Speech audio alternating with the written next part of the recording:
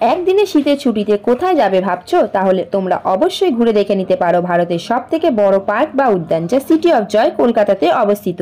পৃথিবীর একমাত্র এই পার্কেই রয়েছে সেভেন ওয়ান্ডার্স মানে সপ্তম আশ্চর্য। এখানে আসতে হলে তোমাদের কলকাতার যে কোনো প্রান্ত যেমন হাওড়া, শিয়ালদা, বিধাননগর থেকে বাসে করে তোমাদের চলে আসতে হবে বিশ্ব বাংলা গেট, আর সেখান থেকে আবার অটো বা বাস ধরে চলে আসো ইকো পার্কের 4 নম্বর গেট। ইকো পার্কের টিকিট ভাড়া 30 টাকা পার হেড। 3 বছরের নিচে বাচ্চাদের কোনো টিকিট মূল্য লাগবে না। নভেম্বর মাস থেকে ইকো পার্ক সকাল 11:30টায় খুলে যাচ্ছে, আর ঠিক সন্ধ্যে 7:30টায় কিন্তু ইকো পার্কের গেট ক্লোজ হয়ে যায়। তোমরা ইকো পার্ক ঘুরতে এলে অবশ্যই 4 নম্বর গেট থেকে এন্ট্রি করবে, কারণ 4 নম্বর গেটের সামনেই রয়েছে সেভেন ওয়ান্ডার্স মানে সপ্তম আশ্চর্য।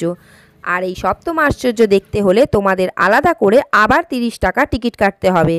সেভেন ওয়ান্ডার্সের মধ্যে রয়েছে মিশরের পিরামিড, ব্রাজিলের স্ট্যাচু অফ রেডিমার, জর্ডানের পেট্রা শহর, ইস্টার আইল্যান্ড, আগ্রার তাজমহল, এমপি থিয়েটার আর চীনের পাঁচিল। সেভেন ওয়ান্ডার্স ছাড়াও কিন্তু ইকো পার্কে রয়েছে আরও অনেক কিছু, যেমন আইফেল টাওয়ার, সোলার ডোম, জাপানিজ ফরেস্ট, মিস্ট গার্ডেন, জোড়বাংলো মন্দির, মার্কস গার্ডেন।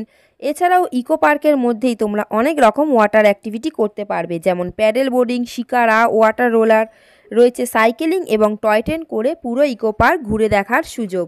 তাহলে আর দেরি কেন, সবাই মিলে চলে আসো একদিন। আরও যদি কোনো ডিটেলস জানতে চাও তাহলে অবশ্যই ইকো পার্ক সংক্রান্ত আমার বড় ব্লগটি দেখতে পারো, যার লিঙ্ক আমি নিচে অ্যাড করে দিয়েছি।